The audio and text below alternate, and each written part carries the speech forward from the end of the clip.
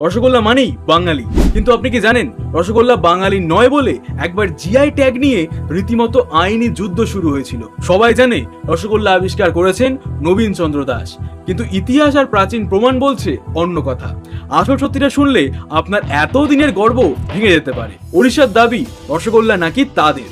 প্রমাণ হিসেবে তারা তুলে ধরে পুরীর জগন্নাথ মন্দিরে শত শত বছরের পুরনো নীলাদ্রি বীজে প্রথা। রথযাত্রার শেষে মন্দিরে ঢোকার সময় দেবী লক্ষ্মীর মান ভাঙাতে স্বয়ং জগন্নাথ দেব নাকি তাকে রসগোল্লা খাইয়েছিলেন। ওড়িশার প্রাচীন সাহিত্য দণ্ডী রামায়ণ থেকে শুরু করে মন্দিরের নথিতেও এই মিষ্টির উল্লেখ আছে। তাহলে কি রসগোল্লা আসলেই ওড়িশার? বাঙালি কি অন্যের মিষ্টি চুরি করেছে? একটু দাঁড়ান, এবার আসি দ্বিতীয় এবং সবচেয়ে বড় বৈজ্ঞানিক ও ঐতিহাসিক প্রমাণে।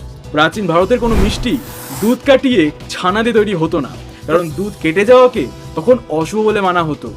মিষ্টি তৈরি হতো ক্ষীর বা মাওয়া দিয়ে।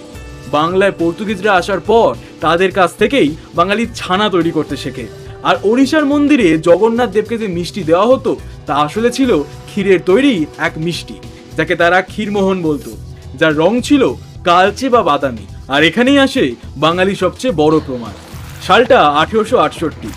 কলকাতার বাগবাজারের এক তরুণ ময়রা, যার নাম নবীন চন্দ্র দাস, তিনি প্রথম ছানাকে চিনির রসে সেদ্ধ করে তৈরি করলেন এক স্পঞ্জি আর ধবধবে সাদা মিষ্টি, যার নাম দেওয়া হলো রসগোল্লা। অর্থাৎ ওড়িশার মিষ্টি ছিল ক্ষীরের, আর বাংলার মিষ্টি হলো ছানার তৈরি সম্পূর্ণ স্পঞ্জি এক রসগোল্লা। এটাই ছিল নবীন দাসের আসল ম্যাজিক। আর এই প্রমাণের উপর ভিত্তি করেই 2017 সালে বাংলা রসগোল্লা তার নিজস্ব জিআই ট্যাগ বা ভৌগোলিক স্বীকৃতি ছিনিয়ে নেয়।